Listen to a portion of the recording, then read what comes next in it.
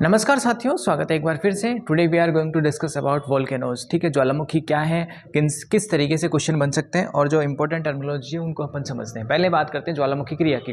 तो ज्वालामुखी क्रिया क्या है? वो सारी प्रोसेस जिसमें जो ज्वालामुखी पदार्थ है, ज्वालामुखी पदार्थ क्या है? जैसे कि लावा, पिघला हुआ लावा, उसके साथ कई सारी गैसें, चट्टानों के टुकड़े, ये सारी चीज़ें जब धरती के अंदर से बाहर निकलती है, उस जो पूरी प्रोसेस है उसको कहते हैं ज्वालामुखी क्रिया।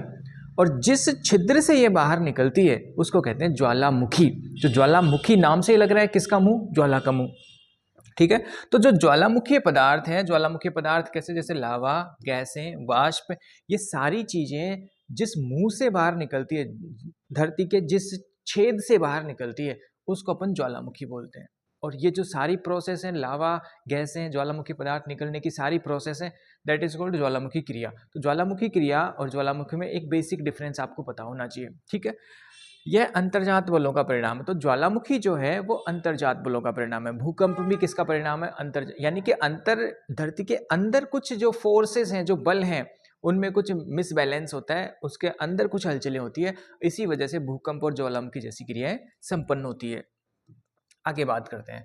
सबसे पहले बात करते हैं ज्वालामुखी पदार्थ की। तो ज्वालामुखी पदार्थ क्या है? ज्वालामुखी क्रिया में जो पदार्थ बाहर निकलते हैं, जो पदार्थ निःसृत होते हैं, उनको ज्वालामुखी पदार्थ कहते हैं। ठीक है, तो ज्वालामुखी पदार्थों में सबसे पहले विभिन्न गैसें हैं। इसमें ना बहुत सारी, मेनली तो जल वाष्प बाहर निकलती है। जैसे ही चट्टानें, धरती के अंदर होता क्या है? धरती के अंदर होता यह है कि धरती के अंदर, आपको पता है, धरती के जैसे जैसे अपन नीचे जाते जाएंगे वैसे वैसे धरती जो है गर्म होती जाएगी। धरती के अंदर आंतरिक भाग में, क्रस्ट, मेंटल कोर में बहुत ज़्यादा टेम्परेचर है। ठीक है, वहाँ पर तो ऐसे बताते हैं कि जो आउटर कोर है वो एकदम पिघली हुई है। किसकी वजह से? टेम्परेचर की वजह से। तो कभी कभी क्या होता है, जो कमज़ोर चट्टानें होती है धरती के अंदर, वो पिघल जाती है। चट्टानों में खूब सारा जलवाष्प भी होता है और भी गैसें होती है। इस तरीके से जब वो पिघलती हैं तो एकदम से एक्सपेंड होती है। जब वो प्रसारित होती है, उसका आयतन बढ़ता है, तो धरती को चीर कर वो बाहर निकल जाती है। तो उस प्रोसेस को अपन कहते हैं ज्वालामुखी। तो इस तरीके का एक नज़ारा देखने को मिलता है। जब धरती के अंदर की चट्टानें पिघल के एकदम से बाहर आती है तो उसमें खूब सारा धुआं, और ये जो गर्म पिघला हुआ लावा है, ये देखो इस तरीके से बह रहा है, यहाँ तक बहता हुआ आ गया। तो ये सारी चीज़ें निकलती है। इसमें खूब सारे जो हैं चट्टानों के टुकड़े भी निकलते हैं। ठीक है ना, तो ये सारी चीज़ें क्या है? ज्वालामुखी पदार्थ। विभिन्न गैसें निकलती है। ठीक है ना, जैसे कार्बन डाइऑक्साइड, नाइट्रोजन, इस तरीके की गैसें निकलती है। Carbon dioxide, nitrogen. ठीक है, राख निकलती है खूब सारी। क्यों निकलेगी राख? क्योंकि चट्टानें पिघली हैं, जला है ना। ठीक है, एक तरीके से आग ही है। आग है तो वहाँ तो राख तो होगी ही सही। ठीक है, चट्टानों के टुकड़े निकलेंगे, बिल्कुल निकलेंगे। अगर छोटे छोटे टुकड़े हैं उनको अपन बोल देते हैं क्या? मटर के दाने जैसे टुकड़े हैं, तो इनका नाम दे देते हैं लेपिली। ठीक है, लेपिली। और अगर थोड़े और ज़्यादा बड़े टुकड़े हैं तो उनको बोल देते हैं बम। इस तरीके से जो शुरुआत में जो टुकड़े निकलते हैं उनको अपन बोलते हैं पायरोक्लास्ट। ठीक है, इस तरीके से कई सारे जो हैं टुकड़े निकलते हैं, उनको अलग अलग नाम से अपन बुलाते हैं। पिघला हुआ लावा, जब धरती के अंदर चट्टानें पिघलती है तो उसे कहते हैं लावा। लेकिन जैसे ही वो लावा धरती के सरफेस पे आता है तो उसका नाम बदलकर अपन कर देते हैं मैग्मा। ठीक है, आगे पढ़ते हैं इनको एक एक करके। तो सबसे पहले जो निकलती है वो बहुत सारी गैसें होती है, मुख्यतः कार्बन डाइऑक्साइड, नाइट्रोजन और सल्फर डाइऑक्साइड जैसी इसमें गैसें निकलती है। गैसें आपसे कोई नहीं पूछेगा, लेकिन आपको पता होना चाहिए कि गैसें भी निकलती है। मेनली क्या निकलती है गैसों में? सबसे ज़्यादा 90% के आसपास जलवाष्प निकलती है, स्टीम निकलती है। क्योंकि जो पानी होता है धरती के अंदर वो क्या हो जाता है? वो वाष्पीकृत हो जाता है। इस वजह से जितना जलवाष्प होगा उतना ज़्यादा विस्फोट के साथ जो है ज्वालामुखी आएंगे, ज्वालामुखी उत्पन्न होंगे, ज्वालामुखी पदार्थ बाहर निकलेंगे। चट्टानों के टुकड़े निकलते हैं, चट्टानों से विभिन्न आकार के टुकड़े निकलते हैं। छोटे टुकड़े हैं उनको कहते हैं अपन लेपिली, बड़े टुकड़ों को कहते हैं बम, और जो पानी पर तैर सकते हैं ऐसे टुकड़ों को अपन कहते हैं प्यूमिक। तो ये नाम आपको पता होने चाहिए, कभी कभी आपसे पूछा जा सकता है। ठीक है ना, तो ज्वालामुखी क्रिया में भूपटल पर सब सर्वप्रथम आए बड़े चट्टानी टुकड़े हैं उनको पायरोक्लास्ट कहते हैं। यानी कि ज्वालामुखी क्रिया है वो सपोज करो 2 घंटे से चल रही है, लेकिन जो स्टार्टिंग में जो टुकड़े आए थे उनको कहते हैं क्या? पायरोक्लास्ट। होगा क्या? जब जैसे ही ज्वालामुखी निकलेगा तो जो शुरू में जो टुकड़े निकलेंगे वो क्या होगा? इस ज्वालामुखी के आसपास सबसे पहले सबसे नीचे हो जाएंगे, क्योंकि इसके बाद जो टुकड़े आएंगे, इसके बाद जो लावा निकलेगा वो इस तरीके से ऊपर इस तरीके से फैलता जाएगा। तो सबसे नीचे जो होंगे वो कौन से होंगे? पायरोक्लास्ट। क्यों? क्योंकि वो सबसे पहले निकले थे, इसलिए वो आसपास जमा हो जाएंगे। आगे चलते हैं, ठीक है। हाँ, लावा की बात करते हैं तो यह चट्टानों के पिघलने से निर्मित होता है। चट्टानें जैसे ही पिघलती है तो क्या बन जाएगा, लावा बन जाएगा।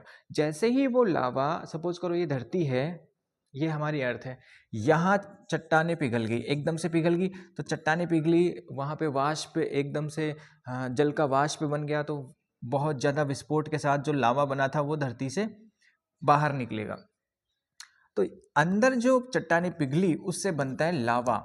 लेकिन जब ये लावा धरती के बाहर निकलता है तो इसको मैग्मा नाम दे दिया जाता है। तो मैग्मा और लावा में बेसिक डिफरेंस क्या है कि धरती के अंदर जो चट्टानी पिघली हुई चट्टानें हैं वो कहलाती है लावा, और जो मटेरियल बाहर निकल गया पिघल के, दैट इज कॉल्ड मैग्मा। ठीक है, तो लावा जब पृथ्वी से बाहर निकलता है और जम जाता है तो उसको अपन मैग्मा नाम दे देते हैं। ठीक है, सिलिका की आधार पर लावा दो तरीके का होता है। देखो, लावा या तो पतला हो सकता है, गाढ़ा हो सकता है। ठीक है, तो अगर लावा में अम्लीय मात्रा ज़्यादा है, एसिडिक लावा है, एसिडिक नेचर उसका, उस अम्ल प्रधान लावा है, सिलिका की मात्रा ज़्यादा है, सिलिका की मात्रा ज़्यादा होने पे क्या होगा, लावा को अम्लीय लावा कहते हैं। जिस लावा में सिलिका की मात्रा ज़्यादा है उसे कहते हैं अम्लीय लावा। और इसकी खास बात क्या होती है, गाढ़ा होता है। ऐसे क्षारीय लावा क्या होता है, इसको पैठिक लावा भी कहते हैं, बेसिक लावा भी कहते हैं। बेस का मतलब होता है क्षार, ठीक है, इसलिए इसको बेसिक लावा भी कहते हैं। और अम्ल किसको बोलते हैं, एसिड को बोलते हैं, तो इसको एसिडिक लावा भी कह देते हैं। ठीक है ना, तो ये पतला होता है कौन सा, इसमें सिलिका की मात्रा कम होती है, इसलिए क्या होता है, पतला होता है। नाउ आगे चलते हैं। तो लावा के दो प्रकार हैं, कौन से, एसिडिक लावा, बेसिक लावा, अम्लीय लावा, क्षारीय लावा। अम्लीय की क्या खास बात है, इसमें सिलिका की मात्रा ज़्यादा होती है, क्षारीय में सिलिका की मात्रा कम होती है। और उस क्षारीय जो लावा है वो क्या होता है, वो थोड़ा पतला होता है, और अम्लीय लावा है वो गाढ़ा होता है, चिपचिपा होता है। ठीक है ना। ज्वालामुखी के अंग, ये कोई कुछ खास बात नहीं है, आप जानते हैं इसको, ये ज्वालामुखी है।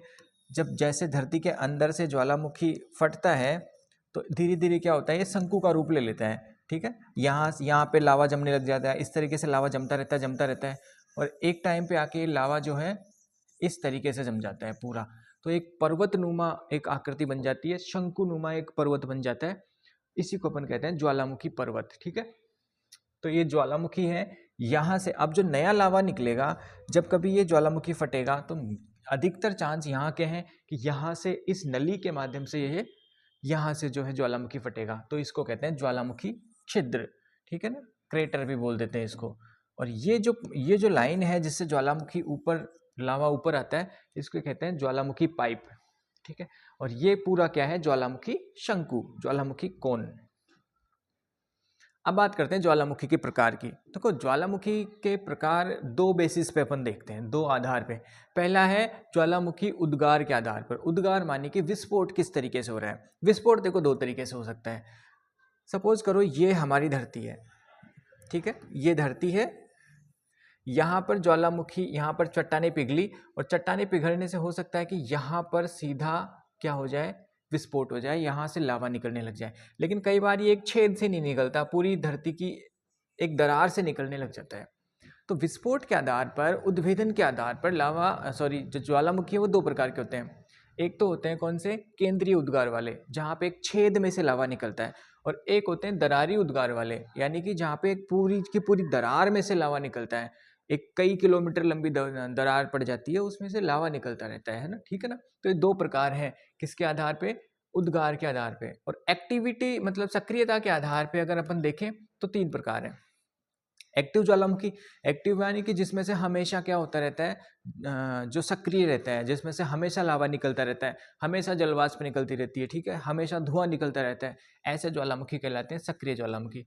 प्रक्षुप्त मानी सोए हुए, डोरमेंट मतलब सोए हुए, जिनकी चांसेस हैं कि वे कभी भी फट सकते हैं, लेकिन अभी हाल के लिए वो रुके हुए हैं, या फिर कभी अंतराल में कुछ सालों के बाद वो फटते रहते हैं, निकलते रहते हैं। ठीक है, तो ऐसे कहलाते हैं डोरमेंट ज्वालामुखी या फिर प्रक्षुप्त ज्वालामुखी। Next one is extinct. Extinct को अपन कह सकते हैं डेड, मतलब ये मृत ज्वालामुखी हैं, जिनके चांसेस 0% के आसपास हैं कि ये कभी भी जो है फ्यूचर में कभी भी ये नहीं फटेंगे, कभी भी यहाँ पर ज्वालामुखी क्रिया नहीं होगी। ठीक है, तो इनको बोलते हैं शांत या फिर एक्सटिंक्ट या फिर डेड या फिर मृत ज्वालामुखी। ठीक है, आगे बात करते हैं। तो ज्वालामुखी उद्गार के आधार पर दो प्रकार के ज्वालामुखी होते हैं, केंद्रीय उद्गार वाले और दरारी उद्गार वाले। सबसे पहले बात करते हैं केंद्रीय उद्गार वाले ज्वालामुखी के बारे में, ठीक है। तो केंद्रीय ज्वालामुखी उद्गार वाले जो ज्वालामुखी है उनके बारे में देखो। जब ज्वालामुखी उद्गार एक छिद्र से होता है, यानी कि इस तरीके से, सपोज करो ये धरती है, यहाँ से जब ज्वालामुखी उद्गार, यहाँ पे लावा निकला धरती से, और एक छेद से जब ज्वालामुखी लावा बाहर निकलता है, तो वो कहलाता है ज्वालामुखी उद्गार। कौन सा? केंद्रीय उद्गार वाला ज्वालामुखी कहलाते हैं। इस प्रकार के ज्वालामुखी में अधिक तीव्र विस्फोट होता है। तीव्र विस्फोट क्यों? क्योंकि एक ही छिद्र से सारा लावा निकल रहा है, इसलिए एकदम से निकलेगा तो ये विस्फोट के साथ होता है, इसलिए विनाशकारी भी होते हैं, ठीक है। इसके प्रमुख उदाहरण है हवाई तुल्ले, स्ट्रोम्बोली, वल्केनो और पिलियन।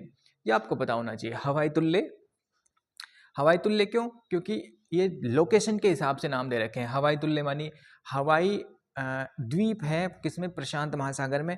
वहां पे हवाई द्वीप पे जो वोल्केनो फटता है, वो उसके नाम पे इसका नाम रखा गया है हवाई तुल्ले। और जो स्ट्रोम्बोली है, स्ट्रोम्बोली क्या है? स्ट्रोम्बोली भी एक द्वीप है। कहाँ पे? भूमध्य सागर में। वहां पे जो वोल्केनिक एक्टिविटी होती है, वहां पे जो ज्वालामुखी क्रिया होती है, उसके नाम, उसके आधार पे इसका नाम रखा गया है स्ट्रोम्बोली तुल्य, ठीक है। तो यार तुल्य का मतलब जैसा, हवाई जो वोल्केनो है, हवाई ज्वालामुखी है, उसके जैसा, वहां पर जैसा होता है उसके जैसा। अब दुनिया में कहीं पर भी मान लो वोल्केनिक घटना हुई, तो हम बताएंगे कि यार ये हवाई तुल्य है, या फिर स्ट्रोम्बोली तुल्य है, कि वल्केनो तुल्य है, कि पिलियन तुल्य है, इस तरीके से, ठीक है। तो अगर कोई बहुत ज़्यादा विस्फोटक ज्वालामुखी कहीं फटा है, तो हम बोलेंगे कि ये पिलियन तुल्य है या फिर वल्केनो तुल्य है। तो हवाई तुल्य की क्या खास बात है? यहाँ पे जो ज्वालामुखी क्रिया है वो बहुत शांति से होती है, बहुत ज़्यादा तेज विस्फोटक ये नहीं होती है, ठीक है। क्योंकि इसमें जो लावा निकलता है वो वो लावा जो है एसिडिक नेचर का नहीं होता, वो बेसिक नेचर का होता है, पतला होता है, इस वजह से शांति से यहाँ पर उद्गार होता है। और यहाँ पर इसकी स्ट्रोम्बोली में जो उद्गार होता है, जो ज्वालामुखी क्रिया होती है, वो थोड़ी विस्फोटक होती है। वल्केनो में और ज़्यादा विस्फोटक, और पिलियन बहुत ज़्यादा विस्फोटक यहाँ पर क्रिया होती है। क्यों?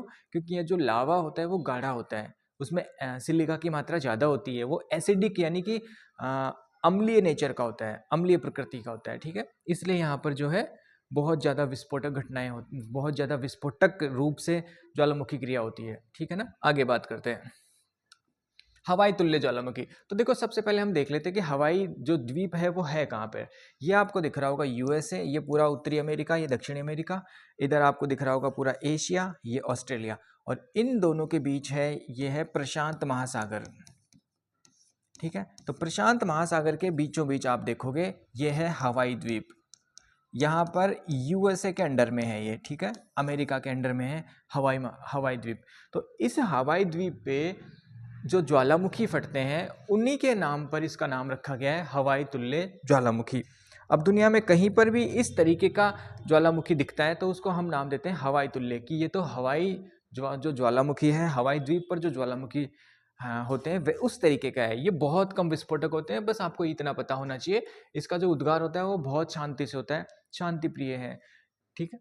हवाई द्वीप पर इस तरीके के ज्वालामुखी पाए जाते हैं, जिस कारण इन्हें हवाई तुल्य ज्वालामुखी कहते हैं, ठीक है। लावा यहाँ पर पतला होता है, पतला होने से क्या है, आराम से वो निकल जाता है, ठीक है, और क्या होता है, वोल्केनिक एक्टिविटी संपन्न होती है, ठीक है। ये एक चित्र है किसका? हवाई तुल्य ज्वालामुखी का। आगे बात करते हैं स्ट्रोम्बोली। स्ट्रोम्बोली क्या है? हल्का सा विस्फोटक होता है, किससे? हवाई तुल्य की तुलना में। स्ट्रोम्बोली देख लेते हैं कहाँ पे है, देखो ये है उत्तरी अमेरिका, नॉर्थ अमेरिका महाद्वीप, ये दक्षिणी अमेरिका महाद्वीप है, ये पूरा एशिया है, ठीक है, ये ऑस्ट्रेलिया है, ये अफ्रीका है, ये यूरोप है, ठीक है, ये अंटार्कटिका है। ये बेसिक अपने को पता ही है। ये क्या है? हिंद महासागर है, हिंदुस्तान के नीचे हिंद महासागर है। ये कौन सा है? अटलांटिक महासागर है। और ये कौन सा है? प्रशांत महासागर है। तो ये यहाँ पर ये जो महासागर है धरती के बीचों बीच, इसको बोलते हैं भूमध्य महासागर, सॉरी भूमध्य सागर। और इस भूमध्य सागर में एक देश है इटली, ठीक है, यूरोप से जुड़ा हुआ है इटली। और उस इटली के पास, उस इटली का जो द्वीप है एक सिसिली द्वीप, उसके पास यहाँ पर एक द्वीप है, कौन सा? उसका नाम है कौन सा? स्ट्रोम्बोली, ठीक है। तो आपको पता रखना है, इसको जूम करके देखेंगे हम। तो ये जो ज्वालामुखी है ये है स्ट्रोम्बोली तुल्य ज्वालामुखी, यानी कि इनका नामकरण किसके आधार पे हुआ है? स्ट्रोम्बोली के आधार पे हुआ है। स्ट्रोम्बोली कहाँ पे है? भूमध्य सागर में एक द्वीप है, वहां पर जो ज्वालामुखी आता है उसके नाम के आधार पे ही इसका नामकरण हुआ है, ठीक है ना। आपको जूम करके एक बार देख लो इसको। तो यह हवाई तुल्य ज्वालामुखी की तुलना में थोड़े विस्फोटक होते हैं, यानी कि एकदम शांति से अगर कोई ज्वालामुखी क्रिया हो रही है तो उसको अपन नाम देंगे हवाई तुल्य ज्वालामुखी, ठीक है। अगर ज्वालामुखी क्रिया थोड़ी विस्फोटक है, हल्की सी, तो उसको अपन नाम देंगे कि ये स्ट्रोम्बोली तुल्य ज्वालामुखी है, यानी कि स्ट्रोम्बोली पर जो ज्वालामुखी है उसके हिसाब का है, ये उसके लेवल का है, उसके जितना विस्फोटक है, ठीक है। इसका नामकरण किसके आधार पर हुआ? भूमध्य सागर, ये भूमध्य सागर, ठीक है, ये भूमध्य सागर में एक सिसिली द्वीप है, यहाँ पर एक द्वीप है सिसिली, ठीक है। उसके उत्तर में एक स्ट्रोम्बोली द्वीप है, उस स्ट्रोम्बोली द्वीप पर एक ज्वालामुखी है, उसका नाम है स्ट्रोम्बोली ज्वालामुखी, ठीक है। तो उसी के आधार पर इसको बोला जाता है स्ट्रोम्बोली तुल्य ज्वालामुखी। आगे चलते हैं। हाँ, ये देखिएगा आप, जब इसको जूम करते हैं भूमध्य सागर को, ये मेडिटेरियन सी है, भूमध्य सागर है, तो यहां पर ये है इटली, ठीक है, ये इटली है। तो ये इटली का एक द्वीप है, इसका नाम है सिसिली। इस सिसिली द्वीप के उत्तर में यहां पर है कौन सा? स्ट्रोम्बोली नाम का द्वीप है, स्ट्रोम्बोली ज्वालामुखी यहाँ पर। तो इस पे जो द्वीप पे ज्वालामुखी क्रिया होती है, इसी वजह से इसको बोला जाता है स्ट्रोम्बोली ज्वालामुखी, ठीक है। इसको जूम करेंगे तो कुछ ऐसा दिखेगा। तो ये है क्या? सिसिली द्वीप। किसका है? भूमध्य सागर में है। ये कौन सा सागर है? भूमध्य सागर है। तो इस भूमध्य सागर में ये इटली है, इटली के पास इस सिसिली द्वीप है, सिसिली के पास एक द्वीप है उत्तर में, दैट इज कौन सा? स्ट्रोम्बोली द्वीप। आगे चलते हैं। हाँ, अगला है वल्केनो तुल्य। 4 केंद्रीय उद्गार वाले ज्वालामुखी हैं, वो 4 प्रकार के थे। कौन से? पहला तो था हवाई तुल्य, फिर स्ट्रोम्बोली तुल्य, अगला है वल्केनो तुल्य और लास्ट वन इज पिलियन तुल्य, ठीक है।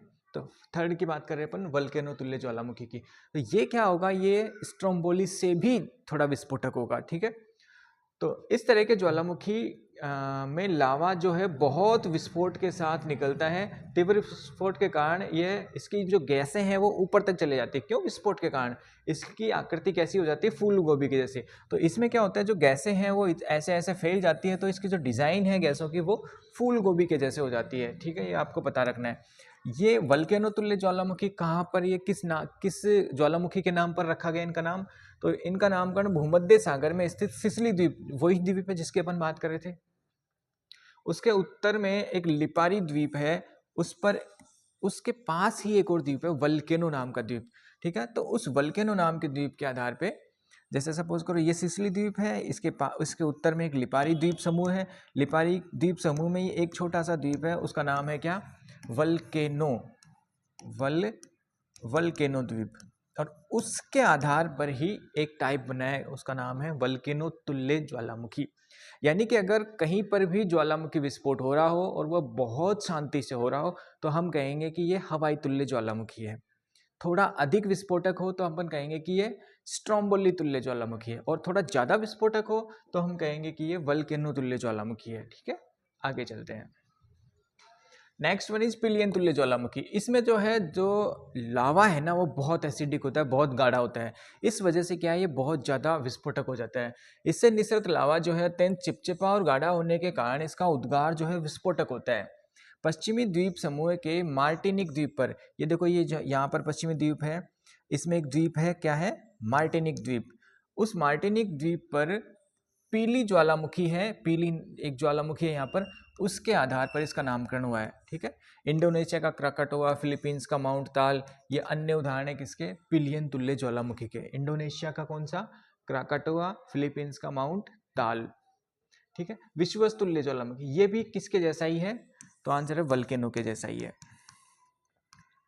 वल्केनो जो ज्वालामुखी था, पीछे अपन पढ़ के आए थे, ये तो वल्केनो और विसुवियस ये दोनों एक जैसे ही हैं, ठीक है ना।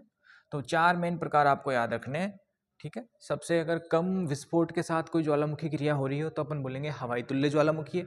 थोड़ा अधिक विस्फोटक हो, दैट इज स्ट्रोम्बोली तुल्य। उससे ज़्यादा विस्फोटक हो, वल्केनो तुल्य। और बहुत ज़्यादा विस्फोटक हो, दैट इज पिलियन तुल्य ज्वालामुखी। अब बात करते हैं, अपन ने अभी बात की केंद्रीय उद्गार वाले ज्वालामुखियों की। अब बात कर रहे हैं दरारी उद्गार वाले ज्वालामुखी। दरारी उद्गार मतलब जो दरार से ज्वालामुखी उत्पन्न होते हैं, ठीक है, जो एक छेद से जो ज्वालामुखी लावा या फिर ज्वालामुखी पदार्थ एक छेद से ना निकल के अगर किसी दरार से निकले तो अपन उसको बोलेंगे क्या, दरारी उद्गार वाले ज्वालामुखी, ठीक है। जब धरातल में दरार के कारण लावा में गैस की मात्रा बहुत कम होने के कारण, जब लावा में गैस की मात्राएं कम हो तो उस केस में क्या होगा, ज्वालामुखी लावा शांत रूप में एक दरार से निश्रित होता है, एक दरार से निकलता है। महत्वपूर्ण बात यह है कि इसमें लावा उद्गार किसी छेद से न होकर एक दरार से निकलता है।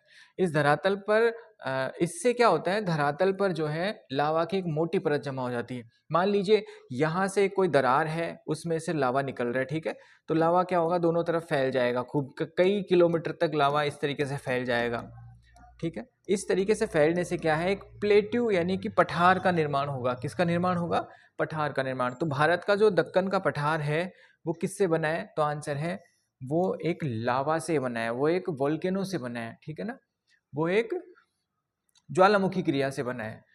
एक और उदाहरण है कोलंबिया का पठार। कोलंबिया कहाँ पे है, यूएसए में है, यूएसए के स्टेट है कोलंबिया। ये देखो आप, ये यूनाइटेड स्टेट्स ऑफ अमेरिका है। यहाँ पर आप अगर इसके उत्तर पश्चिम में देखोगे तो एक यहाँ पर दिखेगा आपको कोलंबिया प्लेट्यू, ठीक है। आगे चलते हैं, ये कोलंबिया प्लेट्यू की कुछ और फोटोज है, आप देख लीजिएगा। नाउ अब बात करते हैं उद्गार की सक्रियता के आधार पर। पहले हमने बात की कि उद्गार के आधार पर जो है दो प्रकार के ज्वालामुखी होते हैं, पहला तो केंद्रीय उद्गार वाला और सेकंड इज दरारी उद्गार वाले। अब बात करते हैं अपन सक्रियता के आधार पर कि कौन सा सक्रिय है कौन सा निष्क्रिय है, ठीक है। तो इसके आधार पर ज्वालामुखी जो है तीन प्रकार के होते हैं। पहला सक्रिय ज्वालामुखी एक्टिव वोल्केनो, प्रसुप्त ज्वालामुखी डोरमेंट वोल्केनो और शांत ज्वालामुखी एक्सटिंक्ट वोल्केनो या फिर डेड वोल्केनो, ठीक है, मृत ज्वालामुखी भी कहते हैं इनको। तो सक्रिय ज्वालामुखी की बात करें तो वे ज्वालामुखी जिनसे जो ज्वालामुखी पदार्थ हैं वो निरंतर निकलते रहते हैं। ज्वालामुखी पदार्थ क्या, लावा, गैसें, चट्टानों के टुकड़े, ये सब निकलते अगर रहते हैं, सक्रिय है, वो हमेशा चलता रहता है, इस तरीके का धुआं, राख, ये सब निकलते ही रहते हैं, तो फिर उसको अपन बोलते हैं सक्रिय ज्वालामुखी। फॉर एग्जाम्पल इटली का एटना व स्ट्रोम्बोली। स्ट्रोम्बोली अपन ने देखा कहाँ पे है, सिसिली द्वीप के उत्तर में है। एटना कहाँ पे है, एटना सिसिली द्वीप पे ही है, ठीक है। अपन और आगे देखेंगे इक्वेडोर का कोटोपेक्सी। इक्वेडोर दक्षिणी अमेरिका का एक देश है इक्वेडोर, वहां पर स्थित है कौन सा, कोटोपेक्सी, ठीक है। अंटार्कटिका का माउंट इरेबस, तो माउंट इरेबस है वो अंटार्कटिका का एकमात्र सक्रिय ज्वालामुखी है। इन सब की अपन और डिटेल में बात कर लेते हैं। तो सबसे पहले बात करते हैं एक्टिव वोल्केनो की बात कर रहे थे। एक्टिव वोल्केनो के जो उदाहरण है, पहला क्या है, वो आंसर है स्ट्रोम्बोली ज्वालामुखी। देखो अगर आप स्ट्रोम्बोली ज्वालामुखी देखोगे तो हमने पहले भी देखा था, क्या, कहाँ पे है वो आंसर है भूमध्य रेखा में है, सॉरी भूमध्य सागर में, भूमध्य सागर में है, सिसिली द्वीप के उत्तर में है। ये बात अपन ने बात करी थी। लिपारी द्वीप है, उसके पास है एक स्ट्रोम्बोली नाम का द्वीप है, वहां पर ये ज्वालामुखी स्थित है, ठीक है। सदैव सक्रिय रहता है ये कौन सा, स्ट्रोम्बोली ज्वालामुखी। इसलिए इसको भूमध्य सागर का प्रकाश स्तंभ भी कहा जाता है, क्योंकि ये हमेशा एक्टिव रहता है, हमेशा यहाँ से जो प्रकाश है, जो लावा है, वो निकलता रहता है। इस वजह से इसको भूमध्य सागर का प्रकाश स्तंभ कहा जाता है। बहुत इंपॉर्टेंट है ये चीज। कोटोपेक्सी, इक्वेडोर का कोटोपेक्सी। इक्वेडोर कहाँ पे है, अगर आप देखोगे ये उत्तरी अमेरिका महाद्वीप है, ये दक्षिणी अमेरिका महाद्वीप है, और यहाँ पर आपको एक देश दिखेगा, दैट इज इक्वेडोर। तो इक्वेडोर में जो ज्वालामुखी है दैट इज कोटोपेक्सी। तो इक्वेडोर का कोटोपेक्सी विश्व का सबसे ऊंचा सक्रिय ज्वालामुखी है। तो अगर आप एक्टिव वोल्केनोज की लिस्ट देखो तो सबसे ऊंचा आपको दिखेगा इक्वेडोर का Cotopaxi. Mount Erebus, mount Erebus का है अंटार्कटिका में, ये देखिए आप, अगर आप यहाँ गौर से देखोगे तो ये ऑस्ट्रेलिया, और नीचे ही नीचे ये जो बर्फीला महाद्वीप है उसके यहाँ पर आपको दिखेगा माउंट इरेबस। माउंट का मतलब पर्वत। ज्वालामुखी क्रिया के कारण जो दिनों दिन जब ज्वालामुखी क्रिया होती है तो लावा धीरे धीरे जमता जाता है, और जब लावा जमेगा तो उससे क्या बनेगा, पर्वत बन जाता है, उसको ज्वालामुखी पर्वत कहते हैं। तो माउंट इरेबस कहाँ पे है, अंटार्कटिका का जो एकमात्र सक्रिय ज्वालामुखी है दैट इज माउंट इरेबस, पता होना चाहिए आपको। ऐसे ही किलायू, ये सारे क्या है, ये सक्रिय वोल्केनो। हवाई द्वीप, हवाई द्वीप कहाँ पे है, प्रशांत महासागर में है, यूएसए के अंडर है, ठीक है। वहां पर एक किलाई ज्वालामुखी है जो हाल में ही में उसमें अभी उद्गार हुआ था, इस वजह से वो चर्चाओं में है। आगे बात करते हैं, देखिए ये है इक्वेडोर, इक्वेडोर की हमने बात की थी, और यहाँ पर जो ज्वालामुखी है दैट इज कोटोपैक्सी, ठीक है। ये दक्षिणी अमेरिका है, ये ऐसा दिखता है कोटोपैक्सी, ठीक है। बहुत सुंदर नज़ारा है। आगे बात करते हैं, ये यहाँ पर है हवाई द्वीप, थोड़ा सा और ऊपर है, और यहाँ पर ये है किलायू, ठीक है ना। ये माउंट इरेबस रहा, ये आपका दक्षिण, ये अंटार्कटिका महाद्वीप है। आगे चलो, ठीक है, ये है किलायू।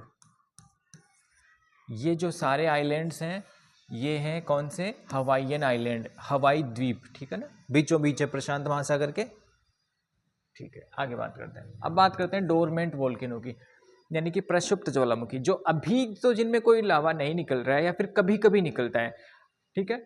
वर्तमान में भले ही ये कभी कभी रुक जाते हैं, कभी कभी आ जाते हैं, इनका कोई जो है फिक्स ड्यूरेशन नहीं होता, कई कुछ सालों बाद इनको फिर से एक्टिव होने की उम्मीद रहती है, फिर से एक्टिव होने की आशंका रहती है। वे ज्वालामुखी जिनसे ज्वालामुखी पदार्थ कुछ अंतरालों पर निकलते हैं, यानी कि अभी कुछ साल निकला, फिर नहीं निकला, फिर निकला, ठीक है, तो इनको बोलते हैं क्या, डोरमेंट। अचानक विस्फोट के साथ उद्गार उत्पन्न होते हैं, इसलिए इनको क्या कहते हैं, प्रक्षुप्त ज्वालामुखी कहते हैं, ठीक है ना। ये सर्वाधिक विनाशकारी होते हैं। विनाशकारी इसलिए होते हैं क्योंकि पता नहीं रहता कि कब इनमें विस्फोट होगा, इस वजह से जो है आवाजाही, जो वहाँ पर एक्टिविटी है जो लोगों की है वो बढ़ जाती है, और जब एकदम से ज्वालामुखी विस्फोट होता है, सपोज करो 100 साल बाद हो रहा है, तो वहाँ पर आबादी बच जाती है, लोग रहने लग जाते हैं, तो इस वजह से विनाशकारी सिद्ध होते हैं। उदाहरण के लिए इटली का जो विसुवियस ज्वालामुखी है वो कौन सा है, वो डोरमेंट टाइप का है। इंडोनेशिया का जो क्राकाटोआ है दैट इज कौन सा है, वो डोरमेंट टाइप का है। अंडमान व निकोबार में एक नारकोंडम द्वीप है, यहाँ पर देखो, ये अंडमान निकोबार द्वीप समूह है, इस अंडमान निकोबार के यहाँ पर एक द्वीप है दैट इज नारकोंडम, ये भी कैसा है, डोरमेंट टाइप का ज्वालामुखी, ठीक है ना। हाँ, इंडोनेशिया का ये जो क्राकाटोआ है, आप देखो ये जो देश है ये कौन सा है, इंडोनेशिया। इंडोनेशिया देखो, ये भी इंडोनेशिया का द्वीप है। ये जो द्वीप है इसको अपन नाम दे देते हैं क्या, सुमात्रा। ये जो सुमात्रा द्वीप है किसका है, इंडोनेशिया का है। ऐसे ये जावा द्वीप है, ये भी किसका है, इंडोनेशिया का है। ऐसे ये बोर्नियो आइलैंड है, बोर्नियो द्वीप है, ये भी किसके अंडर आता है, इंडोनेशिया का हिस्सा है। और भी कई द्वीप है जो इंडोनेशिया का हिस्सा है। तो यहाँ पर एक छोटा सा द्वीप है और उस द्वीप का नाम है क्राकाटोआ। तो इस द्वीप पर जो ज्वालामुखी आता है उसको बोलते हैं क्राकाटोआ ज्वालामुखी, ठीक है ना। पता होना चाहिए आपको, इंडोनेशिया में है, इतना सा बस। शांत ज्वालामुखी, एक्सटिंक्ट वोल्केनो, यानी कि जिनमें बहुत समय से अभी कोई वोल्केनिक एक्टिविटी नहीं हुई है और लगता भी नहीं है कि कभी फ्यूचर में जो है वोल्केनिक एक्टिविटी होगी, भविष्य में भी जिसके उद्गार की संभावना नहीं है, दैट इज कॉल्ड क्या, शांत ज्वालामुखी, एक्सटिंक्ट वोल्केनो, ठीक है ना। उदाहरण के लिए ईरान का देमबंद व कोह सुल्तान, ईरान में है देमबंद ज्वालामुखी और कोह सुल्तान, ये आपको पता होना चाहिए कि कौन सा ज्वालामुखी कहाँ पर है, कुछ कुछ इंपॉर्टेंट है, फेमस है। जैसे म्यांमार में है पोपा, ठीक है, नाम से ही पता चल रहा है, किलिमंजारो, यानी कि किल हो चुका है, खत्म है। ऐसे ही है चिम्बराजो, तो राजाओं का जमाना गया, ठीक है, सुल्तानों का जमाना गया। देमबंद, बंद को आप याद रख लो कि देमबंद, ठीक है, एक्सटिंक्ट है, खत्म। ऐसे ही एंडीज जो पर्वतमाला है जो दक्षिणी अमेरिका में है, अर्जेंटीना में, वहाँ पर है एकांकागुआ, वो भी कौन सा टाइप का है, एक्सटिंक्ट वोल्केनो है, ठीक है। अब यहाँ देखो ये किलिमंजारो है, ये रहा तंजानिया और केन्या की बॉर्डर पे क्या है, किलिमंजारो, ठीक है। इस तरीके का है ये डेड वोल्केनो, ठीक है। यहाँ पर देखो आप, घास फूस है, पानी भर जाता है इनमें, और क्योंकि कई सालों से इस पे क्या नहीं हुआ, ज्वालामुखी उद्गार नहीं हुआ। अब बात करते हैं ज्वालामुखी का विश्व वितरण, यानी कि दुनिया में कहाँ कहाँ पर ज्वालामुखी क्रियाएं बहुत ज़्यादा होती है। जैसे इंडिया की बात करें तो इंडिया में एकमात्र एक्टिव वोल्केनो है दैट इज बैरन द्वीप, अंडमान निकोबार पे एक द्वीप है बैरन द्वीप, वहाँ पर एकमात्र एक्टिव वोल्केनो है। तो ज्वालामुखी का अगर आप वितरण देखोगे तो ज्वालामुखी का वितरण और प्लेट के जो किनारे हैं, धरती, आपको पता है जो अपनी जो धरती है उसके अंदर प्लेट सिस्टम है, ठीक है, वो कभी बात करेंगे अपन। तो उस प्लेट के जो किनारे हैं उन किनारों के आसपास जो ज्वालामुखी क्रिया और भूकंप की क्रिया है वो बहुत ज़्यादा होती है। लगभग 80% ज्वालामुखी विनाशी प्लेट के किनारों पर आते हैं और बाकी के 15% ज्वालामुखी रचनात्मक प्लेट किनारों पर आते हैं, ठीक है। इस आधार पर ज्वालामुखी निम्नानुसार है। परिप्रशांत महासागरीय मेखला, ठीक है, परिप्रशांत यानी कि प्रशांत महासागर के चारों तरफ आप देखोगे तो ये जो प्लेट है बीच वाली, ये है प्रशांत प्लेट। इस प्रशांत प्लेट के पास, इसके किनारों पर बहुत ज़्यादा भूकंप और वोल्केनिक एक्टिविटी की घटना होती है। ये जो रिंग बन जाती है इसी को कहते हैं रिंग ऑफ फायर। क्यों? प्रशांत अग्निवलय इसलिए कहते हैं क्योंकि यहाँ पर ज्वालामुखी क्रिया बहुत ज़्यादा होती है। ठीक है, यहाँ से लेकर ये देखिए आप, यहाँ पे है, नीचे इसके अंटार्कटिका है, तो अंटार्कटिका में इरेबस से लेकर ये यहाँ पर है एंडीज पर्वतमाला। कौन सी पर्वतमाला? ये जो दक्षिणी अमेरिका है इसके इस पश्चिमी सिरे पर एक पर्वतमाला है, उसे कहते हैं एंडीज पर्वतमाला। तो एंडीज पर्वतमाला पे है ये सारी चीज़ें। ऐसे ही जो उत्तरी अमेरिका है ये, इसके जो पश्चिमी तट पर आप देखोगे यहाँ पर भी है कौन सी? रॉकी पर्वतमाला। तो एंडीज पर्वतमाला, रॉकी पर्वतमाला, फिर यहाँ पर ये अलास्का है, और अलास्का के बाद आप देखोगे अल्यूशियन है। इसके बाद अपन जापान में आ जाओ, जापान के बाद फिलीपींस और ऑस्ट्रेलिया। तो ये जो सारी रिंग है, ये जो सारी जो माला है, ये कहलाती है रिंग ऑफ फायर। यहीं पर दुनिया के 2/3 से ज़्यादा जो वोल्केनिक एक्टिविटी है वो संपन्न होती है। ठीक है, ये विनाशी प्लेट के किनारे उत्पन्न होने वाले ज्वालामुखी हैं। विश्व के लगभग 2/3 लगभग 66% ज्वालामुखी इसी पेटी में आते हैं। ठीक है, इसलिए इस क्षेत्र को प्रशांत महासागर का ज्वालावर्त यानी कि फायर ग्रिडल ऑफ पैसिफिक ओशन या प्रशांत अग्निवलय भी कहा जाता है। क्यों? क्योंकि अधिकांशतः यहाँ पर जो है ज्वालामुखी क्रिया संपन्न होती है ना। ये जो पेटी है कहाँ से शुरू होती है? यह पेटी इरेबस, माउंट इरेबस कहाँ पे है? अंटार्कटिका में है माउंट इरेबस। ठीक है, हमने बात की थी। यहाँ पर देखो आप, ये जो यहाँ पर नीचे दिखाई नहीं दे रहा, यहाँ पर अंटार्कटिका महाद्वीप है, यहाँ पर है माउंट इरेबस। तो यहाँ माउंट इरेबस से शुरू होकर ये आती है एंडीज पर्वतमाला। एंडीज पर्वतमाला कहाँ पे है? ये जो पर्वतमाला है ये कौन सी है? एंडीज पर्वतमाला है, दक्षिणी अमेरिका के तट पे। ऐसे उत्तरी अमेरिका के तट पे कौन सी है? रॉकी पर्वतमाला है। ठीक है, तो यहाँ पर रॉकी पर्वतमाला है, और इसके बाद इसका अनुसरण करती हुई अलास्का, जापान, फिलीपींस, ऑस्ट्रेलिया। ये देखो, ये अलास्का है, ये जापान है, फिर उसके बाद फिलीपींस है, फिर ऑस्ट्रेलिया। इस तरीके से ये पेटी जो है विस्तृत है, पाई जाती है। यहाँ के प्रमुख ज्वालामुखी पर्वत आप देखोगे तो इसमें अल्यूशियन द्वीप। अल्यूशियन द्वीप कहाँ पे है? अल्यूशियन द्वीप यहाँ पे है, देखो आप, ये है अल्यूशियन द्वीप। ठीक है, यहाँ पर है अल्यूशियन द्वीप। उसके बाद आप देखो जापान के द्वीप, आपको बताइए जापान यहाँ पर है, ये रहा, ये जापान द्वीप है। ठीक है, जापान द्वीप के बाद आप देखो कौन से? इक्वेडोर का कोटोपेक्सी। इक्वेडोर कहाँ पे है? इक्वेडोर देखो यहाँ पे है, ये कौन सा देश? ये है दक्षिणी अमेरिका महाद्वीप। यहाँ पर एक देश है इक्वेडोर, अपन ने पहले भी बात करी थी।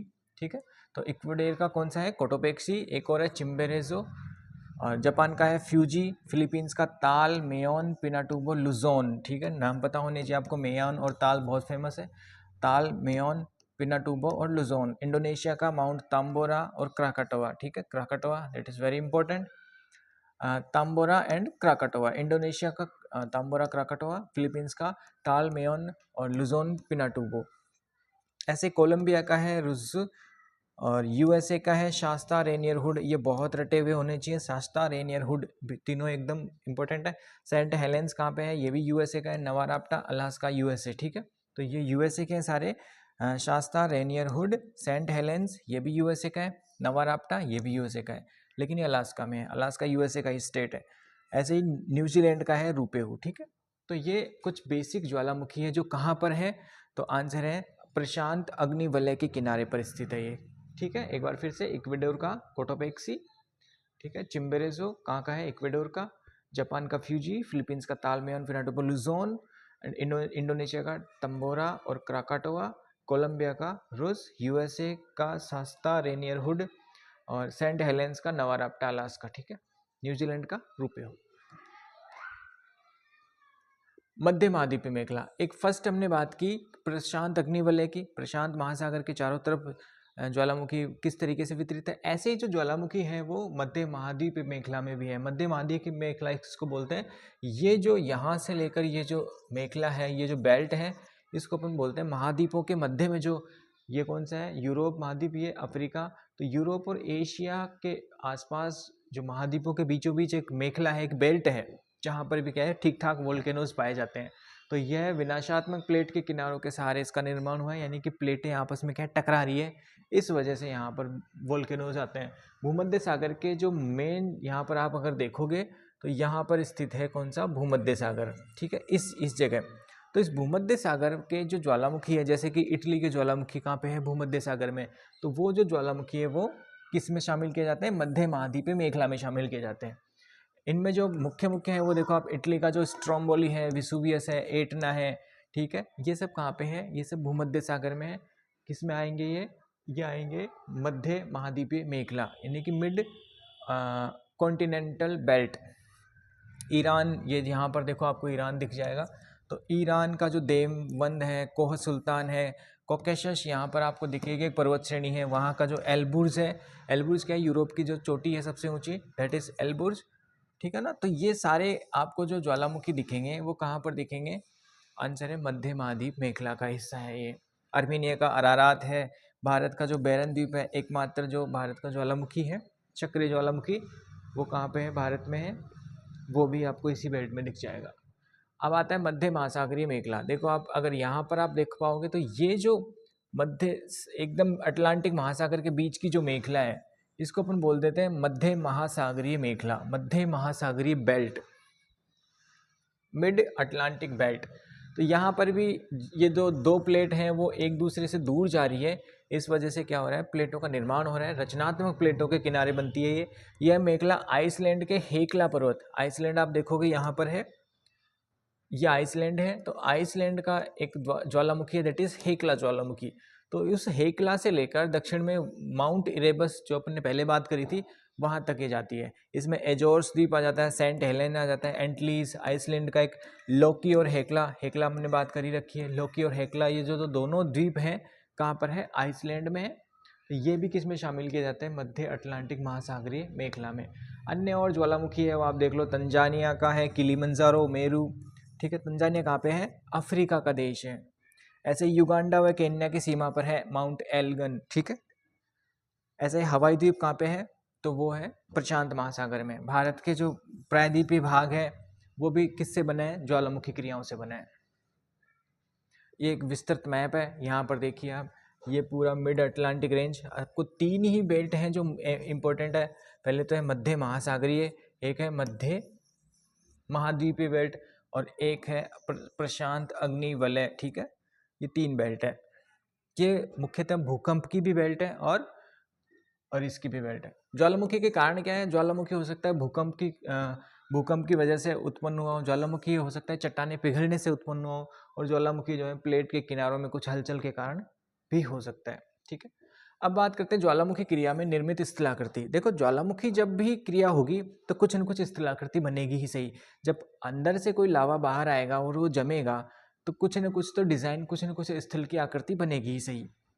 तो ज्वालामुखी की जो आकृति है वो दो तरीके से बन सकती है। कैसे, सपोज ये धरती है, यहाँ से ज्वालामुखी क्रिया शुरू हुई, तो ज्वालामुखी जब जो लावा होता है अगर सपोज करो वो अंदर ही जम गया तो इसको बोलेंगे आंतरिक स्थलाकृति, ठीक है। लेकिन अगर वो लावा धरती के बाहर आकर जमता है तो अपन उसको बोलेंगे बाह्य स्थलाकृति। तो ज्वालामुखी क्रिया में दो तरीके की स्थलाकृतियां बन सकती है, आंतरिक स्थलाकृति और बाह्य स्थलाकृति। सबसे पहले बात करते हैं बाह्य स्थलाकृति की, एक्सट्रूसिव टोपोग्राफी की, ठीक है। तो बाह्य स्थलाकृति में क्या होता है, अधिकतर शंकु बनते हैं, आपने देखा होगा ज्वालामुखी शंकु, ठीक है, इसको बोलते हैं ज्वालामुखी पर्वत, ये ज्वालामुखी शंकु। अब ज्वालामुखी शंकु कई तरीके से बन सकते हैं। फर्स्ट है सिंडर, सिंडर का मतलब होता है आश, मानी कि ऐश, ऐश मानी कि राख। तो जो राख मुख्यतः इसमें क्या होती है, राख होती है, धूल होती है, ठीक है।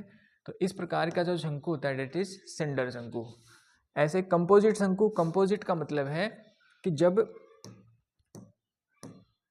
सपोज करो यहाँ से निकला क्या, ज्वालामुखी लावा, ठीक है, यहाँ फैल गया, यहाँ फैल गया, यहाँ फैल गया, इस तरीके से जब एक लेयर्ड स्ट्रक्चर बनता है तो इससे बनता है कंपोजिट शंकु, ठीक है।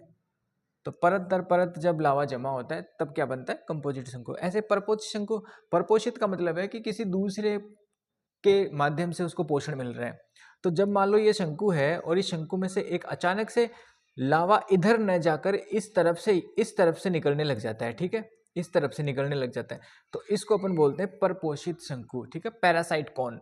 ऐसे पेटिक लावा, पेटिक लावा का मतलब होता है बेसिक लावा, बेसिक मानी क्षारीय लावा, ये क्या बहुत पतला होता है, इसलिए इसको शील्ड लावा भी बोलते हैं। इससे क्या होता है, पतले लावा से क्या होगा, ये ऊपर नहीं जाएगी स्ट्रक्चर, क्या होगा इस वजह से, इस वजह से जैसे ही मान लो लावा निकलता है तो वो फैल जाता है, और फैल कर एक शील्ड जैसा बनता है, एक शील्ड जैसी आकृति बनती है, ठीक है ना। अब बात करते हैं लावा गुंबद की।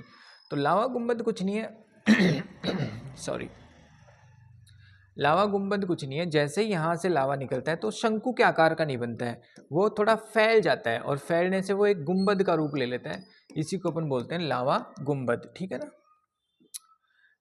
एक कहते हैं लावा प्लग। लावा प्लग क्या होता है, सपोज करिए कि ये एक ज्वालामुखी पर्वत है, लेकिन बारिश के कारण क्या हुआ, इसके बाहर का जो है, बाहर का जो भी मटेरियल है जो अपर्दित हो सकता था वो अपर्दित हो जाता है। इस वजह से क्या होता है, सपोज करिए ये बाहर का लावा मिट जाता है, बाहर का लावा अपर्दित हो जाता है, और अपर्दित होने के कारण होगा कि ये बीच बीच की जो आकृति है वो रह जाती है, तो इसको जो बची हुई आकृति है उसी को अपन बोल देते हैं क्या, प्लग, ठीक है ना। ऐसे ही अगला है क्रेटर। क्रेटर मानी क्या, क्रेटर मानी छेद। कौन सा छेद, जो ज्वालामुखी पर्वत है उसके सबसे ऊपर जो छेद है जहां से ज्वालामुखी निकलता है उसी को अपन ज्वालामुखी छेद कहते हैं, या फिर ज्वालामुखी क्रेटर कहते हैं। अगर ये क्रेटर बहुत ज़्यादा बड़ा है, बहुत ज़्यादा चौड़ा है, तो उसको अपन बोल देते हैं कोल्डेरा। कोल्डेरा में क्या होता है, ये बहुत बड़ा हो जाता है ज्वालामुखी छेद, और यहाँ पर जो है बहुत ज़्यादा झीलें वीलें बन जाती है, पानी भर जाता है कई बार, तो ठीक है ना। इस प्रकार की बात। ज्वालामुखी क्रिया में निर्मित स्थलाकृति, जो आंतरिक स्थलाकृति है उनकी बात कर लेते हैं। तो आंतरिक स्थलाकृति ये बहुत इंपॉर्टेंट है, यहाँ से कई बार क्वेश्चन पूछा जाता है। तो आंतरिक स्थलाकृति कौन सी हो जाएगी, पहला तो है बैथोलिक। बैथोलिक मानी कि जो मूल चट्टान के आसपास है। यहाँ पर देखोगे आप,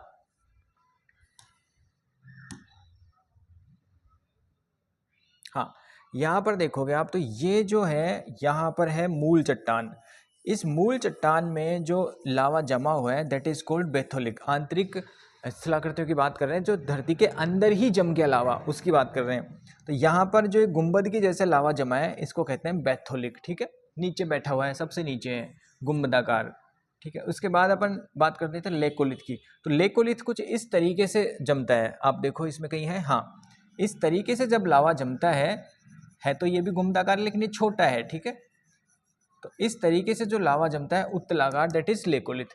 अगर लावा इस तरीके से जमता है दैट इज अवतलाकार, ठीक है, तो इसको अपन बोलेंगे क्या, लेपोलिथ। और अगर लावा लहरदार किसी ने फेंका है तो उसको बोलते हैं फेकोलिथ, ठीक है। लहरदार, इस तरीके से अगर मान लो लावा ऊपर जा रहा था और फिर अचानक से इस तरीके की दरार में इस तरीके से ही जम गया, दैट इज कॉल्ड फेकोलिथ, है ना। फेंका है लहरदार तरीके से, मोदी जी की तरह। सिल, सिल कहते हैं समानांतर शीट को। समानांतर मतलब इस तरीके की जो आड़ी शीट होती है ना उसको बोलते हैं सिल। आड़ी, अगर आड़े रूप में आड़ी समानांतर लावा जम जाता है धरती के अंदर ही तो दैट इज कॉल्ड सिल। और अगर खड़ा रूप में जमता है इस तरीके से तो उसको अपन बोलते हैं डाइक, ठीक है। डाइक मानी क्या, लंबवत दरार में जमा लावा, यानी कि जब ऐसी कोई दरार है धरती में जो खड़ी है, सीधी है, तो अपन उसको बोलेंगे कि ये डाइक है। अगर आड़ी है, आड़ी दरार में जमा है, दैट इज सिल। तो ये बहुत इंपॉर्टेंट है, आपको पता होना चाहिए। सिल, डाइक, और उसके बाद बैथोलिक, बैथोलिथ, फेकोलिथ, तो इनमें अंतर आपको पता होना चाहिए, ठीक है। आज के लिए इतना ही, थैंक यू।